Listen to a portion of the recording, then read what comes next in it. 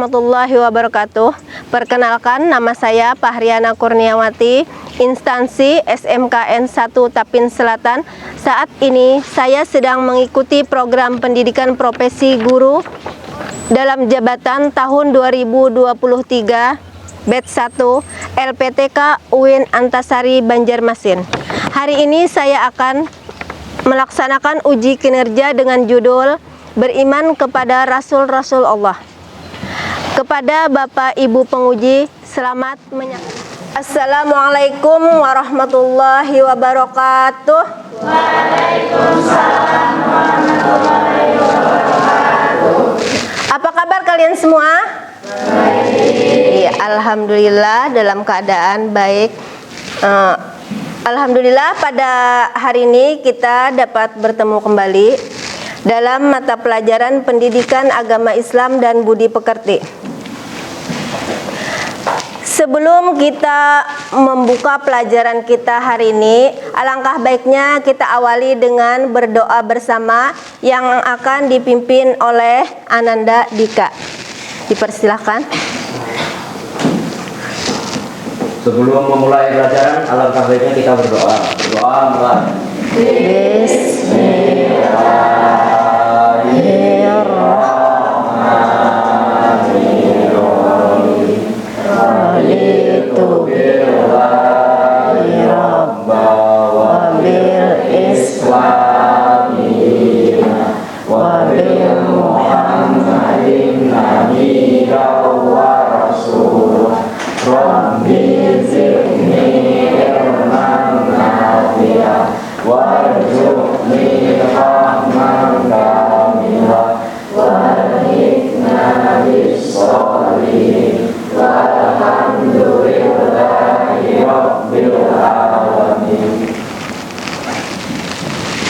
Terima kasih kepada Anandika. Mudah-mudahan dengan diawali doa tadi, pembelajaran kita hari ini berjalan dengan lancar. Berikutnya Ibu akan mengabsen, mengecek kehadiran kalian hari ini.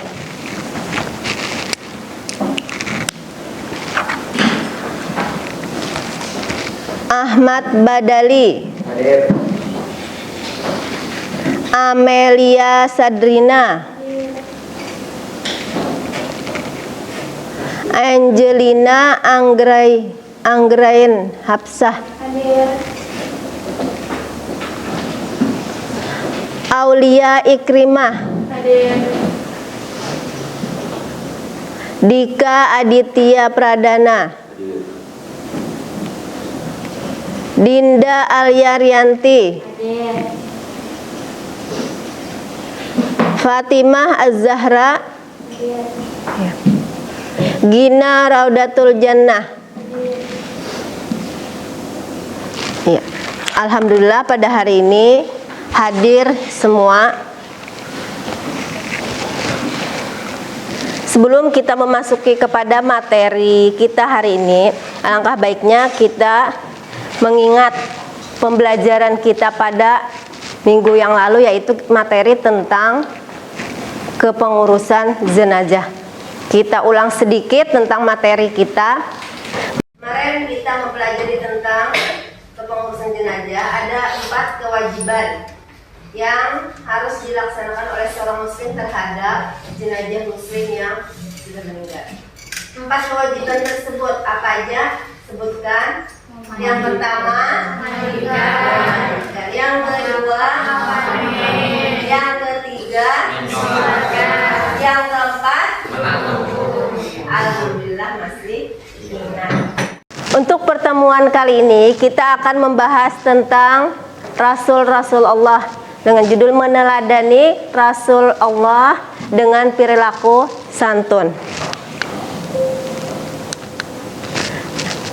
Adapun tujuan yang ingin kita capai pada pertemuan kali ini, yang pertama menjelaskan makna iman kepada Rasul-Rasul Allah. Yang kedua menyebutkan dalil tentang perintah beriman kepada Rasul Allah. Yang ketiga mengidentifikasi sifat Rasul Allah. Yang keempat menganalisis tugas Rasul Allah. Yang kelima menyebutkan hikmah beriman kepada Rasul Allah. Dan yang keenam demonstrasikan hafalan nama-nama Rasul. Di sini ada beberapa gambar. Ibu minta tolong amati gambar di bawah ini. Ada 4 gambar. Bagaimana pendapat kalian tentang gambar di atas kalau dihubungkan dengan iman kepada Rasul-Rasul Allah? Yang pertama, situ ada gambar yang menjelaskan tentang kantin kejujuran. Ini berarti berhubungan dengan sifat Rasul, yaitu amanah. Ya, amanahnya bisa dipercaya. Yang kedua, gambar yang kedua ini menunjukkan sifat Rasul yang berarti fatonah, yang artinya cerdas. Jadi setiap kita dituntut untuk cerdas sesuai dengan sifat Nabi yang dicontohkan. Yang ketiga, ini berhubungan dengan sifat Nabi yang berarti sidik, artinya benar, artinya sesuatu yang disampaikan itu harus benar. Yang keempat, berhubungan dengan sifat tablik. Iya, tablik artinya menyampaikan sesuatu. Jadi sampaikanlah sesuatu itu dengan baik dan benar, walaupun hanya 1 ayat lah dijelaskan. Nah, sekarang kita membahas tentang pengertian iman kepada Rasulullah. Yang pertama tentang iman. Apa arti iman? Masih ingat? Iya, percaya. Kalau arti Rasul berarti utusan. Jadi kalau pengertian iman kepada Rasul Allah berarti percaya kepada utusan-utusan Allah. Percaya kepada utusan Allah. Ada yang lain bisa menambahkan? Ada yang bisa menambahkan? Ibu ulang sedikit, berarti ya, percaya kepada utusan Allah. Artinya kita mempercayai atau meyakini bahwa Rasul-Rasul itu memang diutus oleh Allah kepada kita sebagai suri tauladan yang membimbing kita kepada kebenaran menuju keselamatan dunia dan akhirat. Sering kita mendapati atau mendengar perkataan ada nabi, ada rasul. Samakah antara nabi dan rasul? Samakah antara nabi dan rasul? Beda. Siapa yang bisa menyebutkan? Kalau nabi siapa itu nabi? Nabi ialah terus nabi ialah berupa syariat. Terus Diperintahkan untuk menyampaikannya ataupun tidak. Iya. Sedangkan Rasul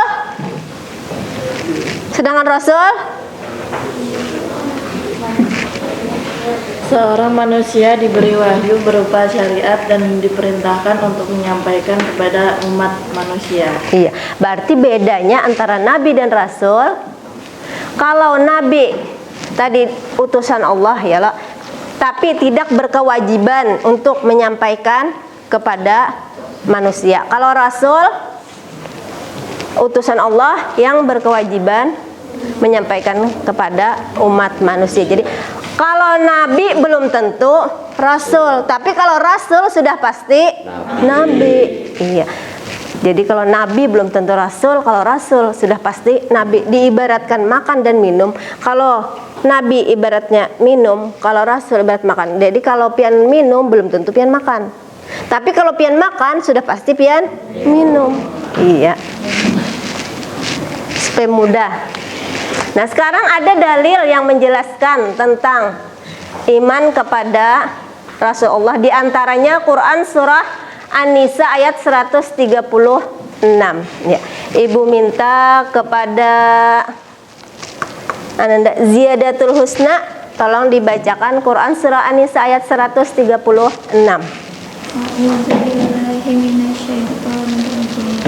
Bismillahirrahmanirrahim. Ya ayyuhallazina amanu aminu billahi wa rasulihi wal kitabi billazi nazzala ala rasulihi wal kitab billazi anzala min qablu wa may yakfur billahi wa malaikatihi wa kutubihi wa rusulihi wal yawmil akhir faqad dhalla dhalalan ba'idan. Sadaqallahul adzim. Iya, di sampingnya tolong bacakan artinya. Artinya, wahai orang-orang yang beriman, tetaplah beriman kepada Allah dan kepada kitab Al-Quran yang diturunkan kepada Rasulullah serta kitab yang diturunkan sebelumnya. Barang siapa yang iman kepada Allah, malaikat-malaikatnya, kitab-kitabnya, rasul-rasulnya, dan hari kemudian, maka sungguh orang itu telah berkutuk dengan jalan. Iya, terima kasih. Ini tadi ayat yang menjelaskan tentang beriman kepada rasul-rasul Allah. Nah, ada di antara nabi dan rasul tadi ada 25 nabi dan rasul yang disebutkan di dalam Al-Qur'an. Adakah yang hafal? Adakah yang masih ingat 25 nabi dan rasul? Iya, silahkan sebutkan. Iya, nabi. Adam, Idris, Nuh, Hud, Saleh, Ibrahim, Lut, Ismail, Ishak, Yakub, Yusuf, Ayub, Shuaib, Musa, Harun, Zulkifli, Daud, Sulaiman, Ilyas, Ilyasa, Yunus, Zakaria, Yahya, Isa, Muhammad, sallallahu alaihi wasallam. Iya, ada 25 nabi dan rasul.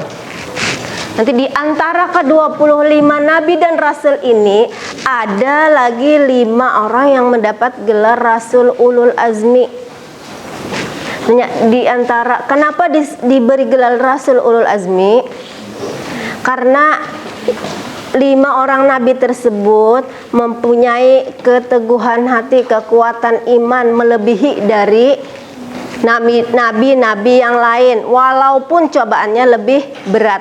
Di antara yang 5 tersebut ialah Nabi Nuh, Ibrahim, Musa, Isa, dan ada 5 ya. Ulangi lagi, yang 5 Nabi Nuh, Musa, iya, berarti ada 5. Nah, beliau-beliau itu mempunyai kekuatan iman yang sangat, walaupun cobaannya lebih berat. Nah, kemudian ada sifat-sifat Rasul. Yang pertama sidik, artinya benar. Yang kedua amanah, artinya. Yang ketiga tablik, artinya. Yang keempat fatonah, artinya cerdas. Nah, iya, ada 4 sifat yang wajib diketahui bahwa itu sifatnya Rasul. Kemudian sebenarnya ada sifat mustahilnya pun ada 4.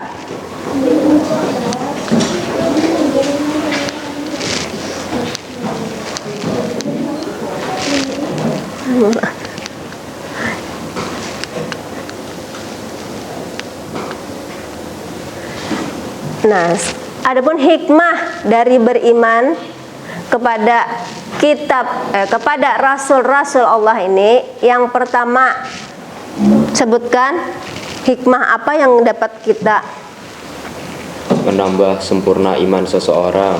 Oke, yang kedua Terdorong untuk mencapai dalam Islam. Iya, yang ketiga Terdorong untuk melakukan perilaku sesuai dengan baik. yang keempat Memiliki keteladanan dalam kehidupannya. yang kelima Mencintai para rasul dengan cara mengikuti dan mengamalkan ajarannya. ya, yang keenam Mengetahui hakikat dirinya bahwa ia diciptakan untuk mengabdi kepada Allah. iya. Itu tadi hikmah dari sekarang setelah Ibu jelaskan tadi, tugas kelompok. Tugas kelompok ini akan Ibu bagi 3 kelompok. Yang pertama, cari bukti sejarah bahwa Rasulullah itu bersifat sidik. Sidik, amanah, tablik, fotona, sertakan dalil yang menjelaskan sifat tersebut. Misal sidik. Sidik itu artinya benar. Nah, dari sidik tadi mungkin ada cerita Nabi tentang sifat sidik itu, dan kemudian jelaskan ayat yang menjelaskan tentang cerita tadi. Nah, sekarang silahkan kalian kerjakan tugas kelompok ini dengan sebaik-baiknya. Kemudian kalau sudah selesai didiskusikan dengan teman sekelompoknya. Kalau sudah selesai didiskusikan, nanti kita presentasikan per kelompok. Ya, dipersilahkan.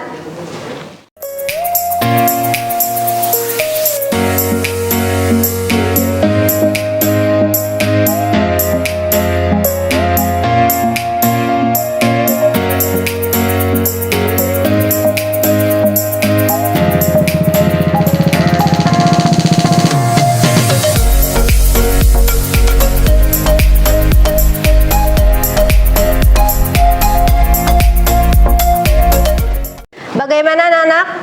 Apakah tugasnya sudah selesai? Sudah. Iya. Sekarang kita presentasikan untuk kelompok 1 terlebih dahulu. Bagaimana kelompok 1? Apakah sudah siap? Ya. Iya. Untuk kelompok 1 dipersilahkan. Assalamualaikum warahmatullahi wabarakatuh. Waalaikumsalam warahmatullahi wabarakatuh. Kami dari kelompok 1 mau presentasikan Tentang hasil tugas yang kami kerjakan tadi. Sifat-sifat Nabi, wajib, Rasul. Setiap Nabi dan Rasul mempunyai sifat di bawah ini. Sidik artinya benar. Segala sesuatu yang diucapkan oleh para nabi adalah kebenaran dan tidak mungkin melenceng dari kenyataan. Allah Subhanahu wa Ta'ala menyifati para nabinya dengan kejujuran. Contoh kejujuran Nabi Idris alaihissalam dijelaskan dalam surat Maryam ayat 19.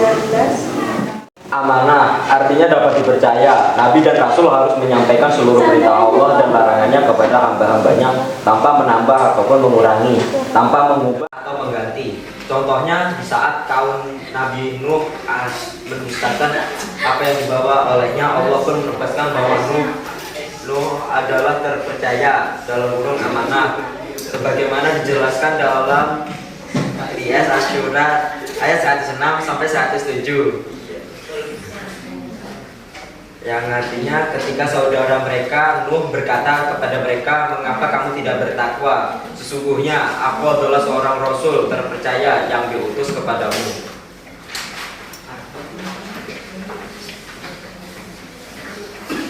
Demikian, apakah ada pertanyaan? Kami dari kelompok 3. Jelaskan sifat Nabi sidik dan sebutkan dalilnya. Sidik artinya benar. Segala sesuatu yang diucapkan oleh para nabi adalah kebenaran dan tidak mungkin melenceng dari kenyataan. Allah Subhanahu wa Ta'ala menyifati para nabinya dengan kejujuran. Wa dzkur fil kitabi Idris innahu kana siddiqan nabiyya. artinya Yang artinya ceritakanlah Nabi Muhammad kisah Idris di dalam kitab Al-Quran. Sesungguhnya dia adalah orang yang sangat benar dan membenarkan lagi seorang nabi. Demikian presentasi dari kami. Saya ucapkan Assalamualaikum warahmatullahi wabarakatuh. Waalaikumsalam warahmatullahi wabarakatuh. Ya. Sip. Kita lanjutkan kepada kelompok 2, dipersilahkan. Assalamualaikum warahmatullahi wabarakatuh. Waalaikumsalam warahmatullahi wabarakatuh. Kami dari kelompok 2 ingin mempresentasikan hasil tugas kami.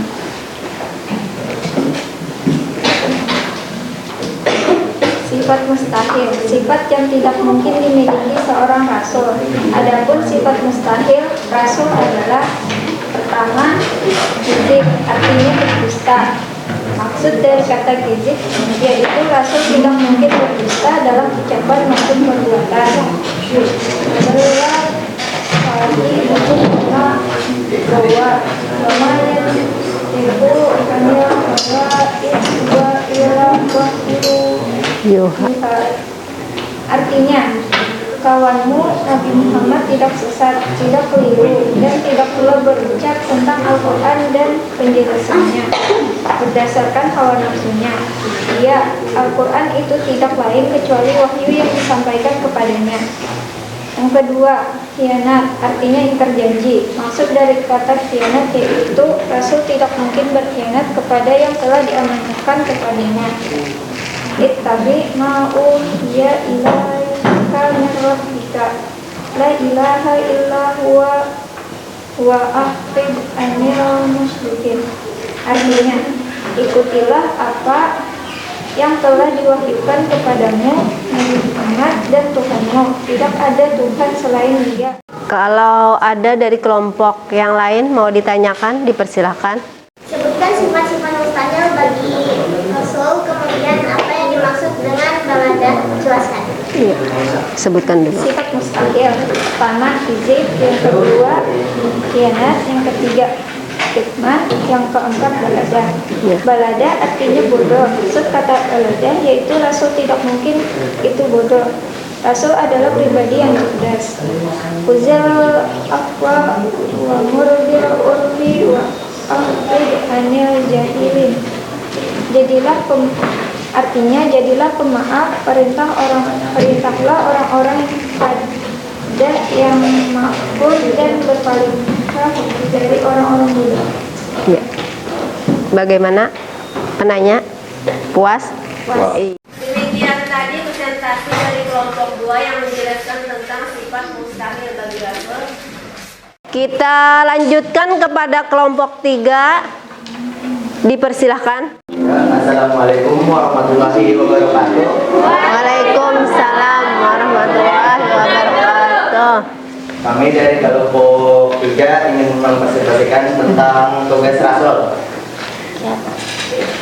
yang artinya berdasarkan penafsiran Quran Kementerian Agama, tugas Rasul yakni sebagai sosok pembawa berita, gembira, memberi peringatan, menyampaikan ajaran-ajaran Allah untuk menjadi pedoman hidup. Dan yang selanjutnya akan disampaikan oleh rekan saya.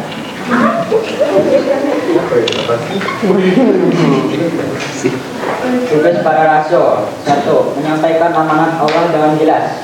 Para rasul adalah duta-duta Allah yang diutus kepada para hambanya. Mereka adalah para pembawa wahyu Allah. Tugas utamanya menyampaikan amanat yang diembannya kepada manusia. 2. Menyuruh umatnya pada Allah. Para rasul mempunyai tugas untuk menyuruh pada umatnya agar menyembah Allah Subhanahu wa Ta'ala. 3. Membawa kabar gembira dan memberi peringatan. Dalam pengemban tugas Rasul Allah diberikan untuk menyampaikan kabar gembira dan juga peringatan kepada umatnya. Mengapa? Dalam berdakwah kepada Allah sangat erat dengan menyampaikan kabar gembira dan peringatan atau ancaman.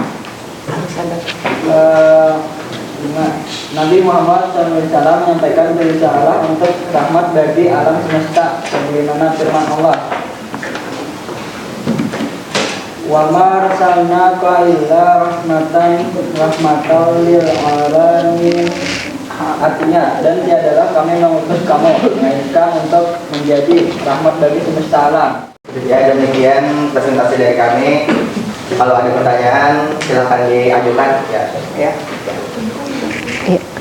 Sebutkan tugas-tugas Rasul.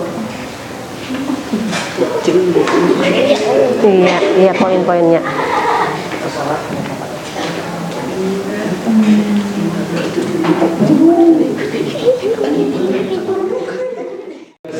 Para rasul sebagai berikut: menyampaikan amanat Allah dengan jelas,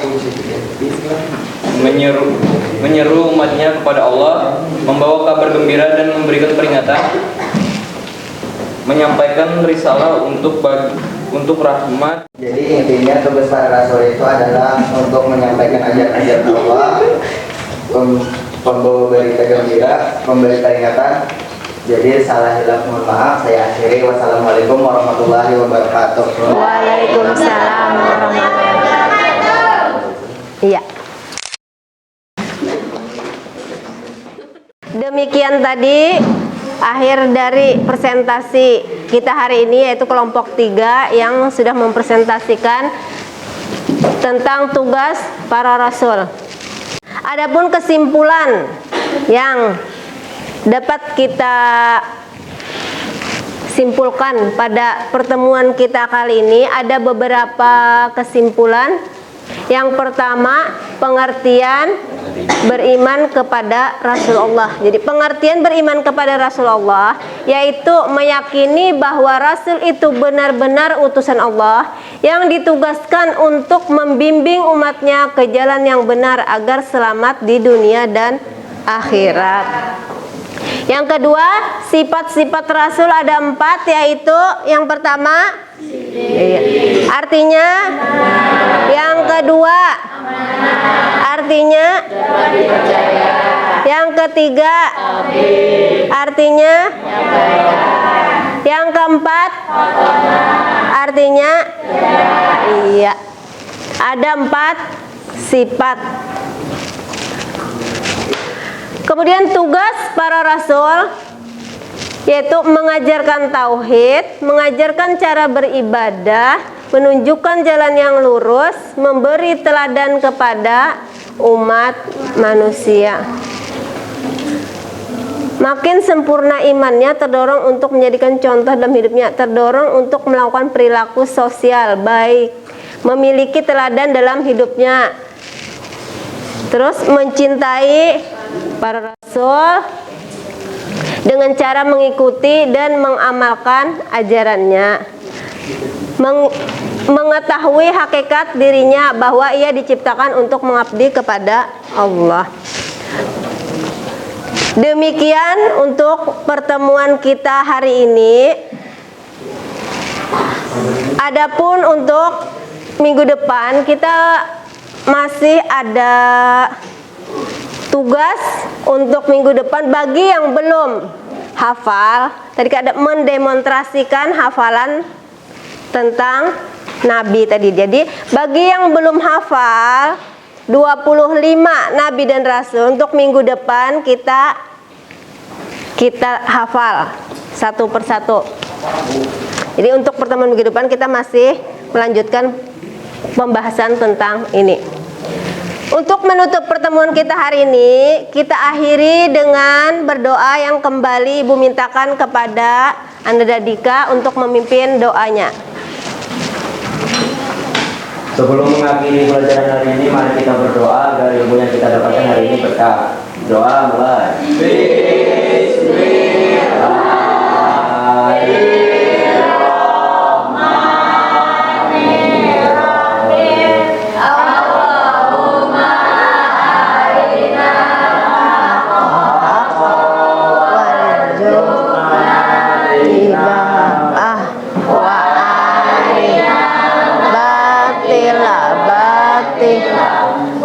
Warzuqna